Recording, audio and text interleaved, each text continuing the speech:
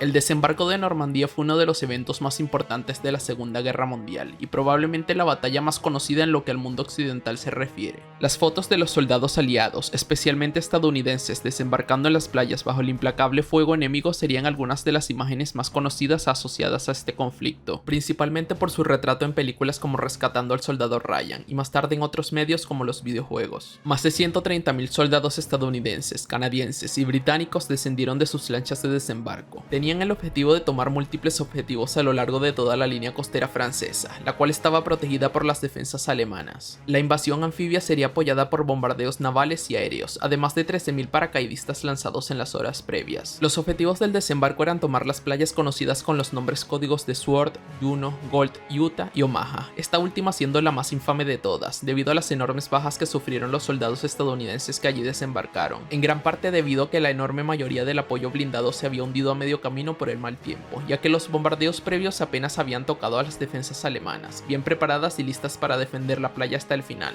En este video analizaremos el uniforme y equipamiento de un soldado del ejército de los Estados Unidos a las pocas horas del desembarco de Normandía, específicamente de la primera división de infantería, la cual era la más veterana de las divisiones del ejército, al haber participado en los combates del norte de África e Italia. Junto a ellos participaron en el desembarco de Omaha la 29ª división de infantería, así como elementos del segundo batallón de Rangers, todos con el objetivo de tomar y neutralizar las defensas alemanas. La camisa de servicio estándar fue usada por todas las tropas del ejército y el personal del cuerpo aéreo durante la guerra. Está confeccionada en franela color mostaza y posee dos bolsillos en el pecho para guardar objetos personales. Este es el modelo 1937, con un cuello estructurado y sin la solapa antigas, la cual empezó a usarse en 1941. Este fue el estilo más común usado durante la guerra y podía usarse con el uniforme de paseo haciendo uso de una corbata. El pantalón de lana modelo 1937 es el pantalón de lana reglamentario de todo el ejército americano. Podía ser usado con un tratamiento aislante conocido como CC2, el cual en teoría protegería al soldado de ataques químicos. Era el pantalón más común en uso por las tropas en el día D. Posee un bolsillo a cada lado y dos bolsillos en la parte posterior. Tiene trabillas para usar un cinturón, pero no está diseñado para tener tirantes. Está destinado a usarse tanto como prenda de combate como parte del uniforme de paseo. En el otoño de 1942, la Intendencia del Ejército de los Estados Unidos desarrolló las botas de servicio tipo 3. Las nuevas botas se parecían mucho a las que se fabricaron durante la Primera Guerra Mundial. El cambio más obvio con respecto a los modelos anteriores fue que el cuero se volteó hacia afuera, lo cual era más resistente al agua, especialmente una vez que se engrasaban. La mayoría tenían suelas hechas de goma, aunque algunas estaban hechas con clavos. Otra razón por la que las botas estaban hechas de piel vuelta era para usarse con el tratamiento de CC2. Con las botas de cuero se acostumbraba a llevar un par de polainas modelo 1938. Están hechas de lona resistente y se cierran mediante una correa, la cual se pasa por debajo del talón de la bota y luego se ata en los ojales. Las había de varias tallas. Su función principal era evitar que el pantalón se mojara o ensuciara.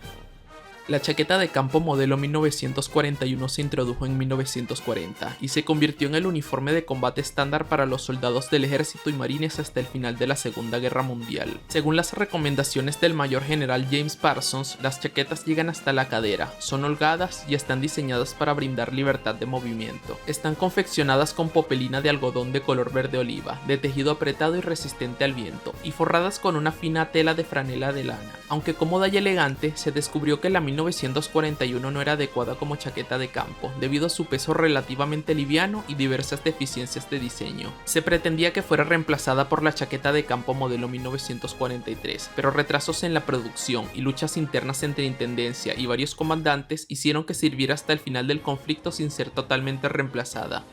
En ambos brazos están cosidos los galones correspondientes al rango de soldado de primera clase, hechos de rayón. Eran los propios soldados los encargados de coser estas insignias. En el brazo izquierdo está cosido por encima del galón la insignia de la división o unidad a la que pertenezca el soldado, en este caso el de la primera división de infantería, cuyo símbolo era un número 1 de color rojo. Los brazaletes antigas fueron entregados a todas las tropas estadounidenses, canadienses y británicas involucradas en los desembarcos del día D, tanto infantería como paracaidistas. Fueron diseñados para cambiar de color en presencia de agentes químicos, en caso de que los alemanes recurrieran al uso de gas venenoso para defender las playas. El casco M1 se introdujo en 1941, está fabricado en acero al manganeso y se distribuyeron varios modelos durante la guerra. En realidad se compone de dos carcasas, el pesado casco de acero y el ligero revestimiento de resina llamado en inglés liner, que estaba hecho de cartón comprimido. El casco posee un barboquejo, el cual era rara vez utilizado debido a la creencia por parte de la tropa de que una explosión podría causar que el soldado terminara decapitado. Este casco, a diferencia de los de otros países, venía en una sola talla universal, la cual se ajustaba mediante liner. Durante el desembarco de Normandía, varias de las divisiones de infantería llevaban el símbolo divisional pintado en el casco, cosa que empezó a restringirse para evitar que los soldados fueran vistos fácilmente por el enemigo. El cinturón portacargador modelo 1923 era el corazón del equipo de combate americano. Estos podían contener 10 peines de munición en bloques de 8 balas para el M1 Garand o 20 peines extraíbles de 5 balas para el fusil Springfield. Utilizaba un ingenioso sistema mediante el cual distintos tipos de aditamentos se acoplaban directamente a este, sin necesidad de colocar el cinturón en el suelo ni necesitar correas o asas adicionales. La bolsa de vendaje modelo 1924 se llevaba acoplada al cinturón. Su función era contener el vendaje de campo conocido como Carlyle, el cual venía empacado en una pequeña lata metálica. Más adelante en la guerra estos empezaron a ser entregados en pequeñas cajas de cartón, las cuales requerían de un contenedor más grande. En la parte de atrás del cinturón está la cantimplora modelo 1942 en la funda modelo 1910. Está hecha de aluminio y tiene una tapa de plástico unida con una cadena para que no se pierda. La cantimplora tiene una capacidad de 1/4 de litro. Hubo versiones de la funda en la que la parte trasera estaba reforzada para aguantar mejor el peso.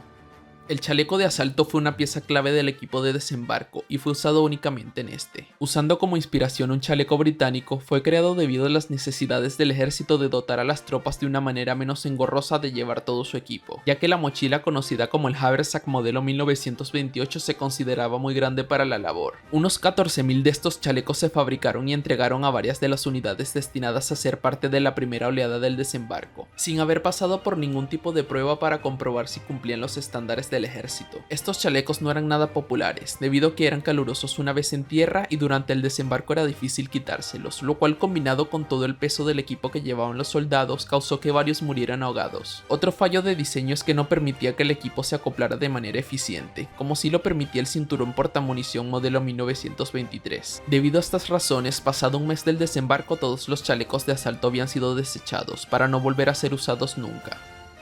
En los bolsillos frontales del chaleco el soldado guarda las icónicas granadas de fragmentación MK2, también conocidas como piñas, las cuales poseen un tiempo de detonación de entre 4 y 5 segundos. Se activan tirando de la espoleta y soltando el seguro. Debido a que el ejército de los Estados Unidos no tenía granadas dedicadas para este propósito, eran usadas tanto de modo defensivo como ofensivo. En la parte de atrás del chaleco hay un bolsillo para las raciones. Debido a que las tropas debían desembarcar con comida para 3 días, estos llevaban directamente las raciones en sus cajas, en lugar de la marmita. Por encima y manteniéndonos en la parte trasera del chaleco está la pala modelo 1910 con su funda, siendo este el primer modelo, el distinguible por tener un asa en forma de letra T. También existió un modelo fabricado a partir de 1943 el cual tenía un asa plegable. Junto a la pala está la bayoneta M1, una versión modificada de la bayoneta modelo 1905, la cual era considerada demasiado larga para los nuevos requerimientos del ejército. Esta podía usarse principalmente con el fusil M1 Garand. En su configuración actual se guarda dentro de la funda M3, en un bolsillo especial dentro del chaleco de asalto, aunque también se puede llevar sujeta al cinturón.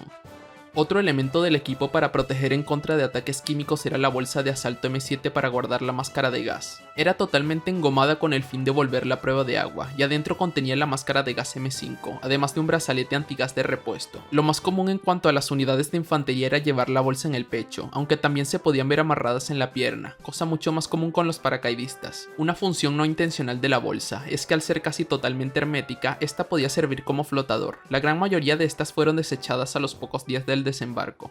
Los cortalambres modelo 1938 fueron parte del equipo especial entregado a la mayoría de soldados que participaron en los desembarcos del día D, siendo una pieza pequeña pero muy útil, ya que cada brecha abierta en las defensas alemanas debía ser explotada para alcanzar los objetivos a capturar. Se guarda dentro de una funda que se fija al cinturón. Había una versión bastante más grande de este ítem, la cual era entregada a los ingenieros.